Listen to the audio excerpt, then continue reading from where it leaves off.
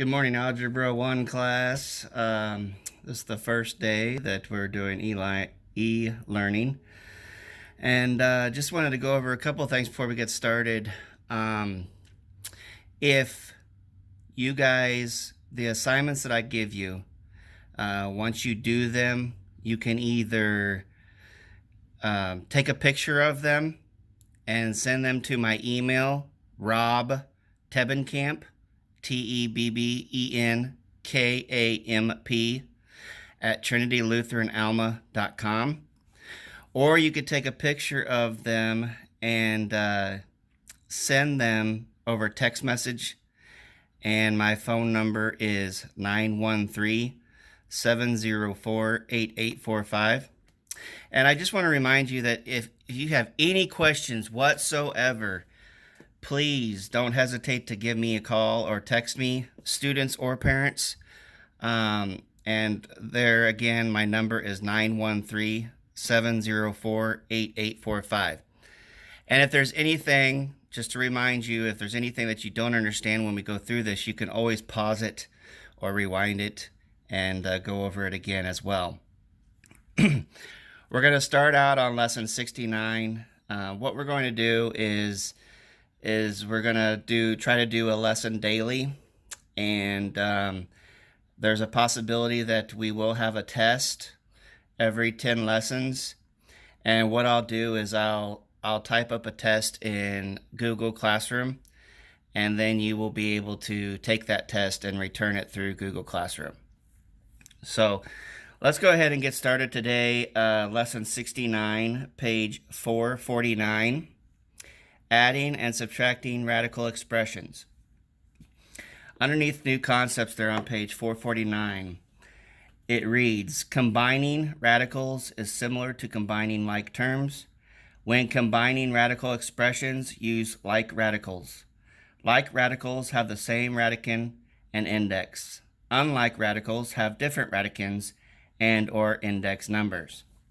So example 1, combining like radicals.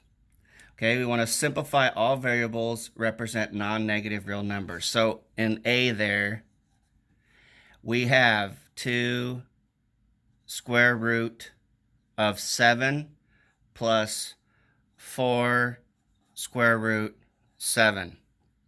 Okay, so we want to combine these like radicals. Inside the square root symbols on both of them, we have 7. So we're able to combine these because they have the same radicand, okay, and index. So all we do is we add these outside numbers, the 2 and the 4. And when we combine these, then it becomes 6 square root of 7. That is your answer. We have combined those radicands and indexes. Little b, okay, we have 4 square root x times y, okay, minus 6 square root xy, okay? So we want to combine those just like we did in little a. They have the same radicands. So when we do this, there's a subtraction sign now. So instead of adding like we did in little a, we're going to subtract. So 4 minus 6 is negative 2. Okay? And then the square root of xy. That is your answer. We've combined those radicands and indexes. Little c. We have 6 square root of 2 plus 8 square root of 11. Now, when we were combining these at A and B, we had the same numbers or variables in the square root symbols. In this case, we do not. We have a 2 and we have an 11. So these are not, we're not able to combine these. So that is just your answer. It's combined, it's simplified as far as it can go. Okay? So we're going to erase these.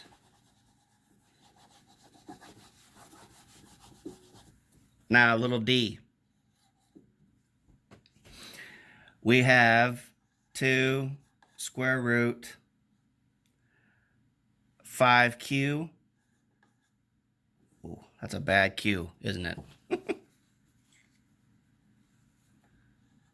Q plus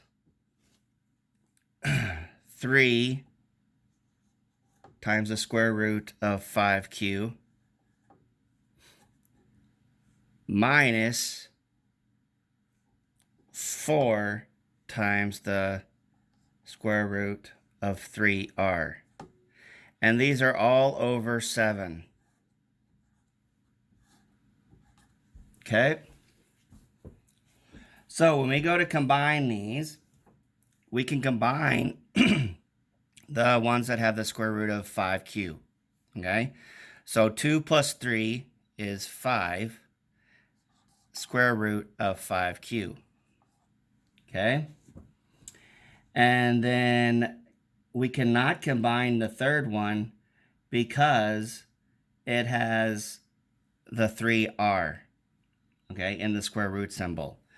So then when we combine the first two and simplify it all together, then this is minus because there's a subtraction sign in front of the 4 times the 3r over 7. So then it becomes 4 and it's over 7. Or we can actually do the whole thing over 7 because they're both over 7. And we have simplified that as far as we can go. Okay, turning the page, on page 450,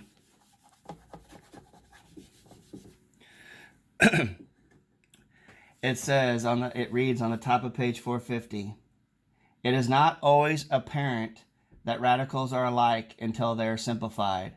All radicals should be simplified before trying to identify like radicals. If you remember, we've had in previous lessons where we have to simplify, we have to break apart what's inside the square root symbol. Okay? And that's what we're going to be doing to these before we combine them. Okay? So, little a. And we have 3 times the square root of 8m cubed,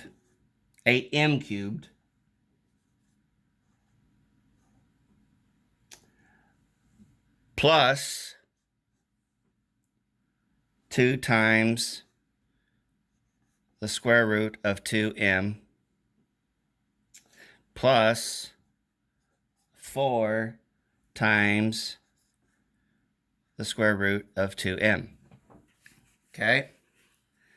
So, we have, gotta move my book a little bit so I can see it better. Okay?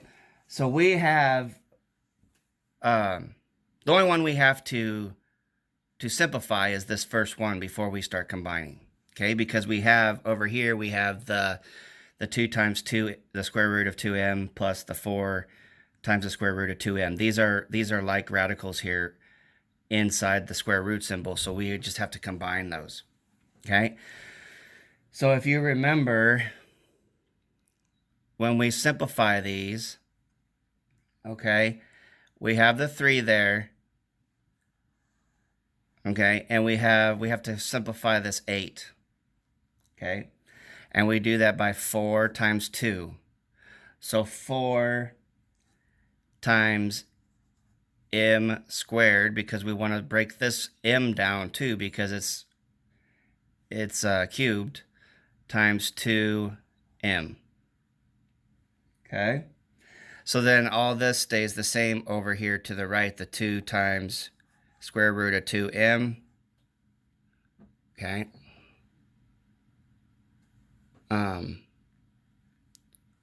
Plus 4 times square root of 2m.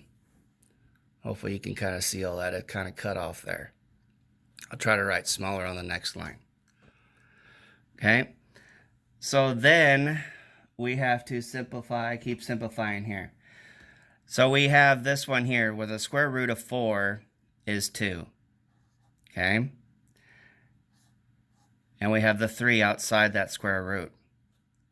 Okay? Then the square root of m squared just becomes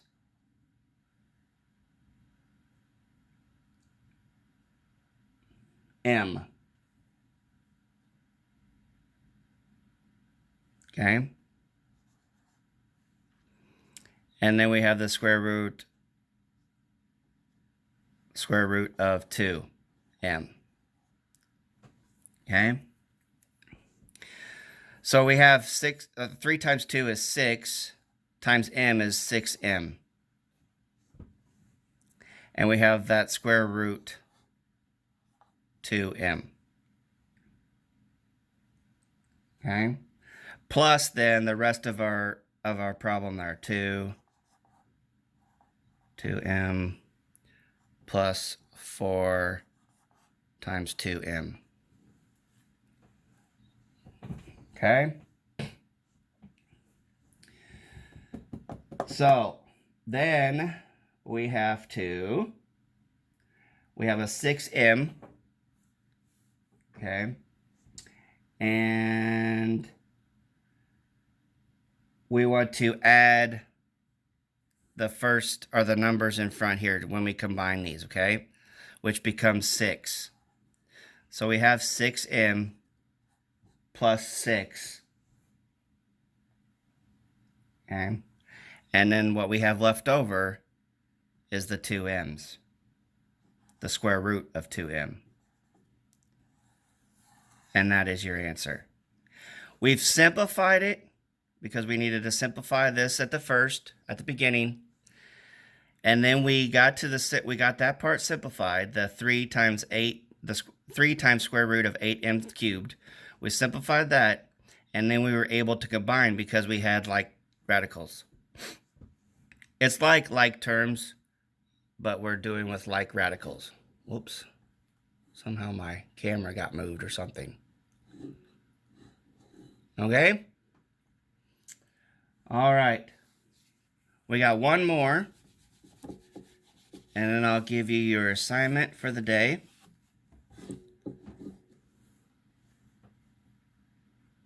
Okay. The B, little b. Why does that keep moving? It's my first day, so I'm still learning how to do all this as well. Okay. Little b, the original problem is c times the square root of 75c